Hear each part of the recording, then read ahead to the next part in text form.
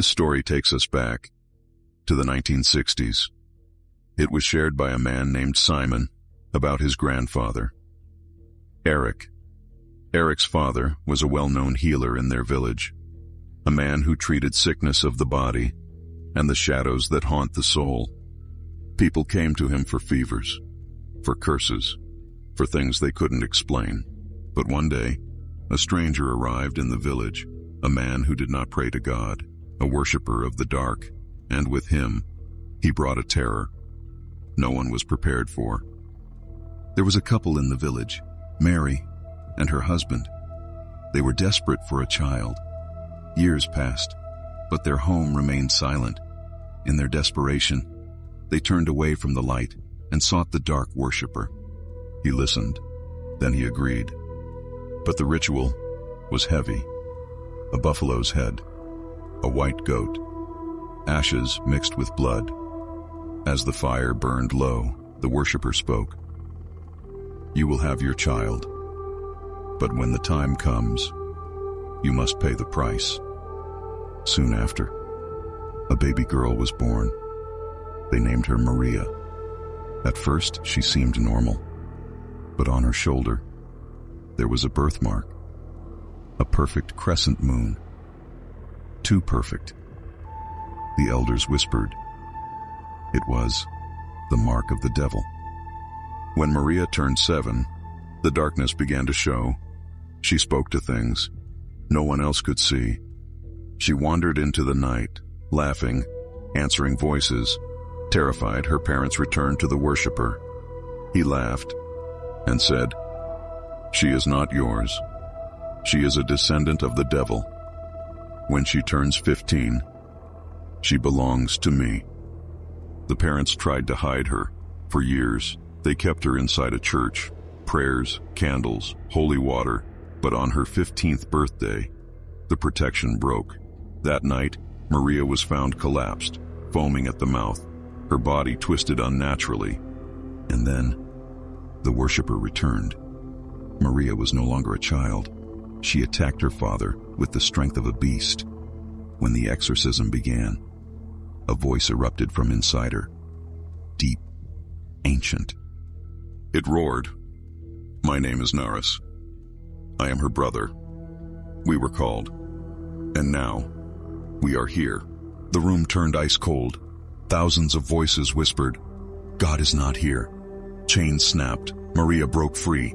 She lunged at Eric's grandfather and bit into his flesh, tearing him open. Blood everywhere. Then, she vanished into the night, like a shadow in the wind. She was never seen again. Maria's father lost his mind. Her mother became silent, motionless, like stone. And Eric's grandfather died 1 month later from that cursed wound. Remember this: some debts can only be paid in blood. Let's move on to the next story. The Silent Helper of Room 14, Real Paranormal Encounter. They say some secrets are better left buried, especially the ones hiding behind locked doors in old hostels. If you're watching this alone, maybe turn on the lights, because what you're about to hear is a true story, shared by a listener, and it carries a warning for anyone living far away from home. The beginning. This story begins 9 years ago. My sister, let's call her Lily, that's not her real name. She was brilliant, quiet, hardworking. She dreamed of becoming a doctor. Because of her talent, our uncle, who lived in Singapore, offered to sponsor her medical studies there. My mother was hesitant. Sending her only daughter so far away wasn't easy, but we convinced her it was a golden opportunity. The hostel. After 1 year of coaching, Lily got into a prestigious medical college. But there was a problem. The college was 125 kilometers away from our uncle's house. So Lily had to move into a girls' hostel near the campus. The hostel was old, very old. Small rooms, single occupancy. On the very first day, the senior students gave the newcomers a strange warning. They said, "No matter what happens, do not open your door if you hear a knock after 3 a.m. When Lily asked why, they replied, "We've done our duty, the rest is up to you." The encounter. Lily was buried in exams.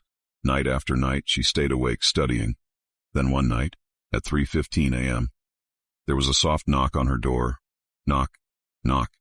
Tired, frustrated, and forgetting the warning, Lily opened the door. Standing there was a girl named Anchal. She said she was a third-year student from room 14.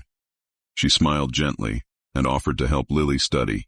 That night, Anchal explained complex medical topics effortlessly.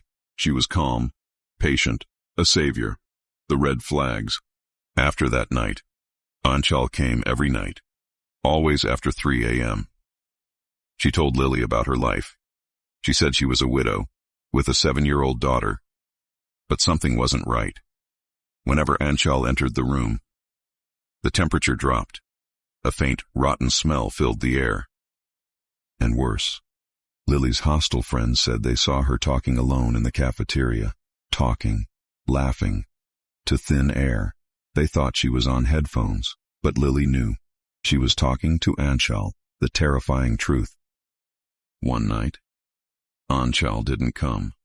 For the first time. Worried, Lily went to room 14. The door was padlocked. A senior student saw her and turned pale. "Why are you looking for Anchal?" she asked. Then she showed Lily a photo. It was her. And then came the words that froze Lily's blood. Anchal died 2 years ago. She committed suicide. In that room, the senior whispered, "Anyone who opens their door to her after 3 a.m. doesn't live long." Terrified, Lily called our uncle. She begged him to come immediately. As evening fell, she packed her bags. Then, knock, knock, knock. She looked through the peephole. It was Anchal, but she wasn't human anymore. The lights flickered and went out. A cold breath touched Lily's ear. A voice whispered, "Aren't we going to study tonight?" When my uncle broke the door open, he witnessed hell. Lily stood on a chair, a scarf around her neck, ready to die. In the shadows, 2 monstrous entities, one with a horse's head, one with a dog's head, licking fresh blood from the floor. My uncle screamed, "Take me instead. Leave the girl alone." The door slammed shut. Screams echoed through the hostel.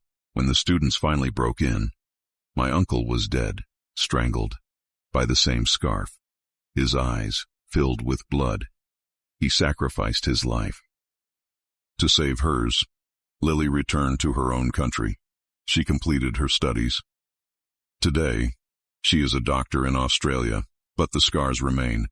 Even now she wakes up screaming, seeing our uncle's face in her dreams. So remember this. If you're ever in an old building, and you hear a knock at 3 a.m., think twice before you turn the handle.